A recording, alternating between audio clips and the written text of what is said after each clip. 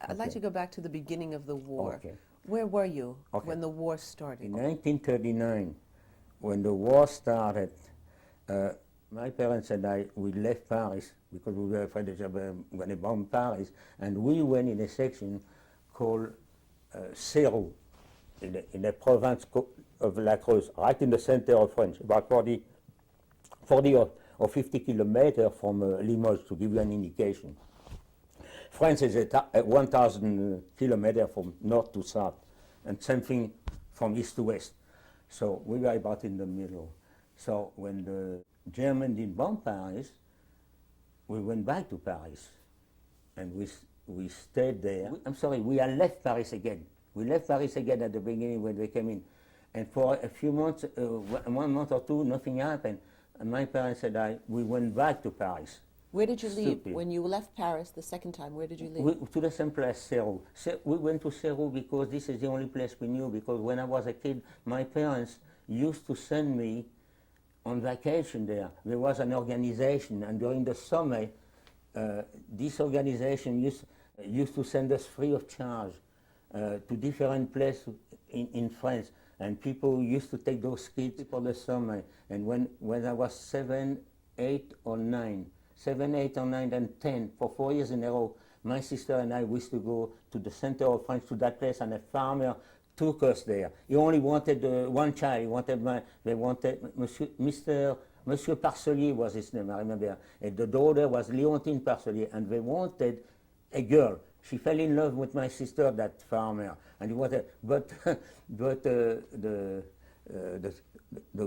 person who was taking charge of the group said, well, you have to take both of them because there is a brother and sister. So she liked my sister so much that she took me with it. So every year we used to go there.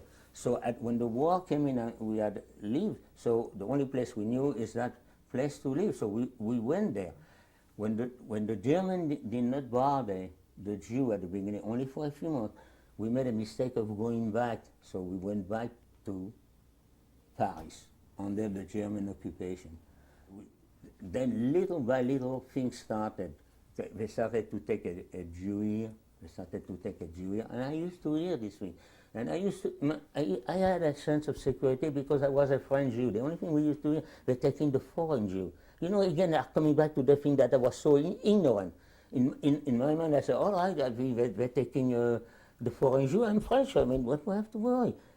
You understand? That was wrong. So I used to hear about camps like Drancy. I used to hear about camps like Bonne-la-Rolande. I used to hear about camps like Pithiviers.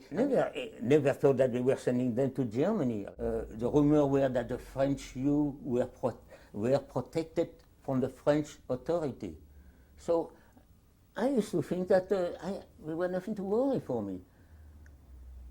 Things started to go bad in this respect that once in a while I used to read on the paper that a German got killed by the resistance. They used to kill a German in Paris. Then the next day you could see on the wall, there used to be big poster, yellow poster with a black borderline, and 50 people got shot.